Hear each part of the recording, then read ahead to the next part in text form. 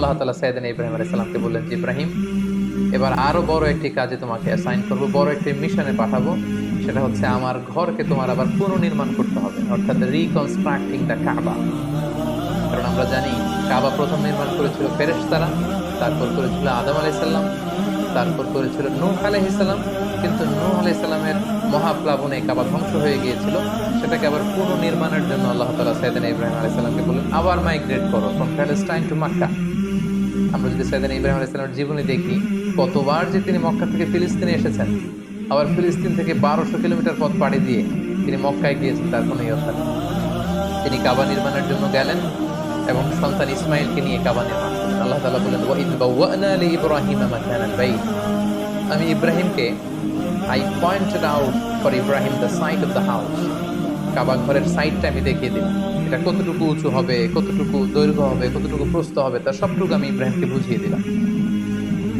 সাইয়েদনা ইব্রাহিম আলাইহিস সালাম সাইয়েদনা ইসমাইল আলাইহিস সালামকে নিয়ে কাবা নির্মাণ শুরু করলেন। ছোট্ট ছেলে ইসমাইল পাথর কেটে এনে বাবার কাছে দেয়।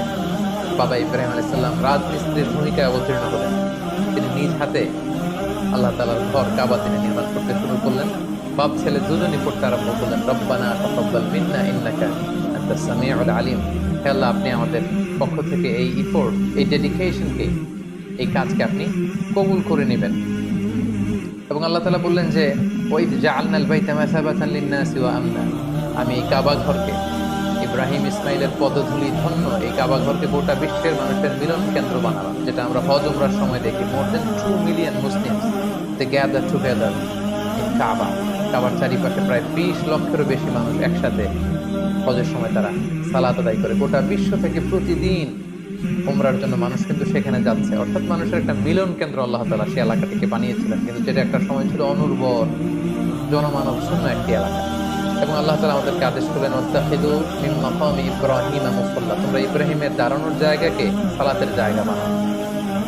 অর্থাৎ যেই পাথরের উপর দাঁড়িয়ে সাইয়েদনা ইব্রাহিম আলাইহিস সালাম কাবাকে রিকনস্ট্রাক্ট করেছেন, আজ পর্যন্ত এই 2500-3000 বছর পরেও সেই পাথরটি আজও সংরক্ষিত আছে।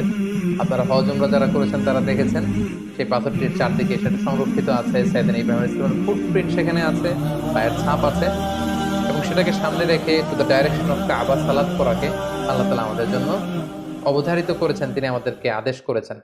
এবং সাইয়েদনা ইব্রাহিম এবং ইসমাইলকে বলেছেন তোমরা কাবা ঘরকে পরিচ্ছন্ন করো, ঝাড়ু দাও। সাইয়েদনা ইব্রাহিম আলাইহিস সালাম সফলতার সাথে কাবা পুনর্নির্মাণের এই মিশনটাও সম্পন্ন করলেন। সম্পন্ন করে তিনি কায়মুল বাক্যে আল্লাহ তাআলার কাছে একটা দোয়া করেছিলেন, ঐতিহাসিক দোয়া।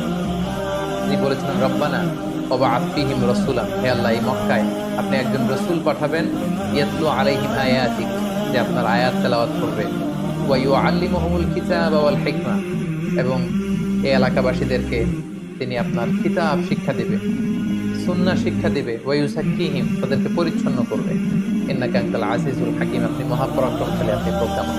এই বরকতপূর্ণ দোয়ার বদৌলতে বেসিক্যালি আল্লাহ তাআলা আখিরি জামানার পয়গম্বর বিশ্বনবী মুহাম্মদ রাসূলুল্লাহ সাল্লাল্লাহু আলাইহি সাল্লামকে প্রায় 2500 বছর পরে মক্কায় শেষ নবীর আগমন ঘটে।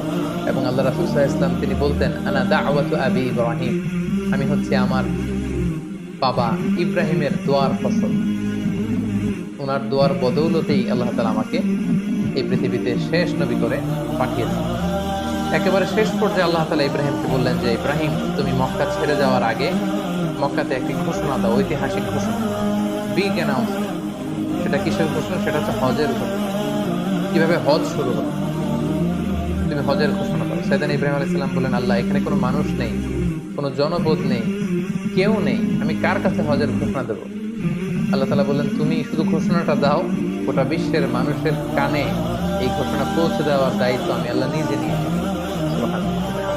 আল্লাহ তাআলা বলছেন ওয়াআদ্দিন ফিন-নাসি বিল হজ্জ ইয়াতুকা রিজালা ওয়া আলা কুল্লি দামিরি ইয়াতিনা মিন কুল্লি ফাজ্জিন আমিক। ইব্রাহিম, তুমি ঘোষণা দাও, তোমার এই ঘোষণার বদৌলতে দেখবে আগামী বছর থেকে গোটা বিশ্ব থেকে মানুষ আসতে শুরু করবে। এবং সাইয়েদনা ইব্রাহিম আলাইহিস সালাম সাফা পাহাড়ের উপরে উঠলেন, কোনো বর্ণনায় জাবালে আবু কুবাইসের উপরে উঠলেন, উঠে ঘোষণা দিলেন আইয়ুহান নাস ইন্না রাব্বাকুম ক্বাদ ইত্তাখাযা বাইতান ফাহাজ্জু, হে গোটা বিশ্বের মানুষ, আল্লাহ তাআলা একটি পবিত্র ঘর নির্মাণ করেছেন আমার মাধ্যমে, তোমরা এই ঘরে হজ পালনের জন্য আসো। তাফসীরে এসেছে যে এই ঘোষণাটা আল্লাহ তাআলা গোটা বিশ্বের সবার কানে তখন পৌঁছে দিয়েছেন। এমনকি আমরা যখন তখন ছিলাম না এই পৃথিবীতে, আমরা রুহের জগতে ছিলাম, আমাদের কাছে আল্লাহ তাআলা এই আহ্বানটি পৌঁছিয়েছিলেন। এবং রুহের জগতে আমাদের মধ্যে থেকে যারা লাব্বাইক লাব্বাইক বলে এটার আনসার আমরা করার সুযোগ পেয়েছি, তাদেরকে আল্লাহ তাআলা এই পৃথিবীতে